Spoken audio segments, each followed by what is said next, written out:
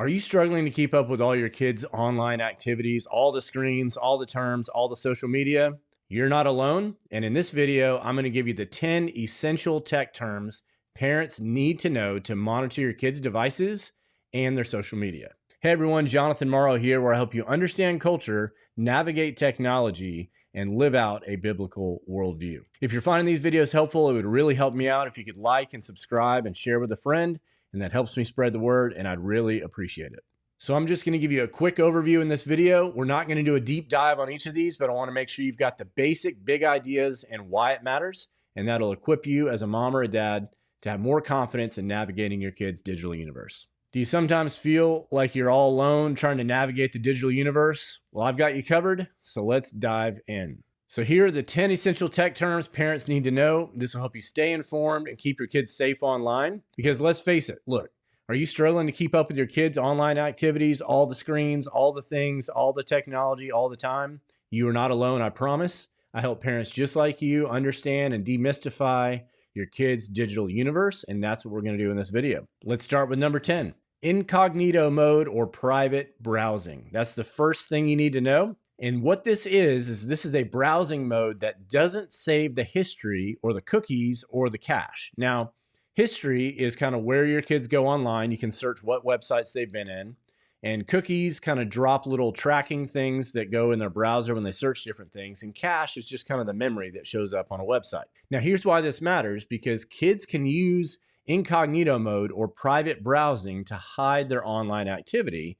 And if you're trying to help them stay safe online and want to know where they're going, then you need to know and make sure they're not using incognito mode. All right, let's move on to number 9, VPN. This is a virtual private network. Now, what a VPN does is it masks online activity by hiding the IP address of that device. And every device has a unique signature, a unique set of numbers that allow it to keep record of where it goes. Now, what a VPN does is it bypasses content filters that you may have on your kid's device, and therefore it gets around some of the safeguards that you've put into place. And so one of the things you need to look out for is whether your child or your tween or your teen has installed a VPN that you didn't know about, because they can get around some of the things that you've put in place to keep them safe. All right, let's move on to number 8, geofencing. Now, what this is location-based alerts when a device enters or leaves a designated area. So think about a GPS. Now, here's why this matters. This allows you to track your child's location. So sometimes like an app like Life 360 or something like that, this is how it allows you to be able to know where your child is or isn't. And this is the tool that does that. And that allows you with location services to make sure that you're able to see where your child is, if that's your goal with that particular app or software you're using. All right, let's move on to number 7, app blocking. Now, here's why you need to know about this. This prevents access to specific apps on a device. So let's say your son or daughter has an iPhone and you want to block something on it. What this helps you do is restrict access to inappropriate apps or apps that you do not want them to have. Now, there's different tools and different ways to do that, and we'll talk about that in some other videos. But this is a possibility that you have as a parent to help keep your kids safe online and help them navigate age-appropriate settings. All right, now it's time for number 6, which is screen time limits. Now, what this does is this sets time restrictions on devices or app usage that you can do as a parent for your child. And here's why this matters. It encourages healthy screen habits for kids, and limits are very important if you want to keep them safe online. Now let's move on to number 5, and this is rooting and jailbreaking. All right, now rooting has to do with Android devices, and jailbreaking has to do with iPhones, okay? And so what you can do with these devices and what your kids can do to sometimes get around some of the things you have in place is it gives the users full control of the device to bypass restrictions. And this is really important because kids can disable their parental controls with this, okay?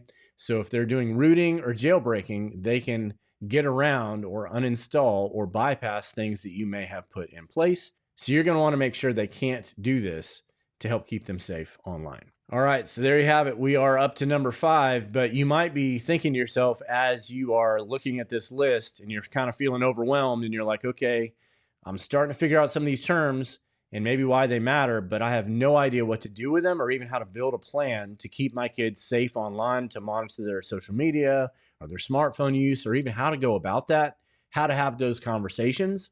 And I've got you covered because I want you to know about this resource that I've created. It's called the Refresh Course. You can find it at refreshcourse.net. It's a practical online course that helps busy moms and dads just like you confidently navigate smartphones, social media, and screen time, checklists, walkthroughs, videos, lots of teaching that equips you on how to build a plan that's specific to you and your family and your goals with what you're trying to accomplish. I believe this is the #1 parenting issue today, and it's something we have to get our heads around and to be able to fight for the hearts and minds of our kids and keep them safe and empower them to navigate their digital universe. So again, I want you to check out Refresh, which is a practical guide to walk you through all these kinds of things. You can find a link in the show notes below, refreshcourse.net. So without further ado, let's get to number 4 in our list, and this is parental control apps. Now, these are software for monitoring and controlling your child's device. And there's different ones of these, and we'll talk about this in another video. But here's why this matters. It allows you to block content, monitor activity, and set limits all within a parental control app. And there's different ones. And so that's what that is. And that is available to you once you kind of have a plan of what you want to accomplish. All right. Number 3, two-factor authentication. All right. Now, this is important, because what this does is it gives an extra layer of security requiring 2 forms of verification.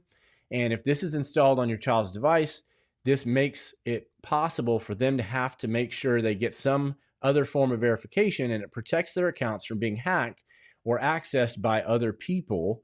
And that's a very important thing if you want to keep their data safe, if you want to keep their information safe and keep them safe online. You need to understand two-factor authentication and whether or not an app requires that or not. So number 2, social media monitoring. This is tracking your child's activities on social platforms, right? Just because they're on the phone doesn't mean you get access to everything on their social media devices or social media accounts like Instagram or Snapchat or TikTok or anything like that. You're going to have to do something else. And what this does is it helps you see what your child is sharing and who they're interacting with, which is very important as a mom or a dad to be doing to help keep your kids safe and protected online. All right. That's very important. And number 1 is encryption. And encryption is the process of converting information into code to prevent unauthorized access. Here's why that matters. Kids might use encrypted messaging apps to hide conversations from you and other people, and sometimes maybe sending inappropriate things or sharing things that they don't want you to see. And so you need to be aware that that's a possibility and something you need to build a plan for, and at least build some safeguards in as they navigate these things. All right, so these are the key terms that every parent needs to know to stay ahead of your kid and their digital universe. This will help you kind of stay connected as a family, protect them, protect your kids online. And again, next steps, I want to encourage you to check out Refresh at refreshcourse.net, where I help walk you through and how to do different things like this and build a plan that's going to keep your child safe online, as well as your family more connected around the things that matter most. Refreshcourse.net. I hope you found this top 10 list helpful. Please leave a comment below on other words that you would like me to talk about or other topics around technology that would be helpful for you to kind of unlock and demystify your kids' online universe and their digital reality that you're trying to navigate as a busy mom or dad. I'm here to help you. Thanks so much for watching, and we'll see you in the next video.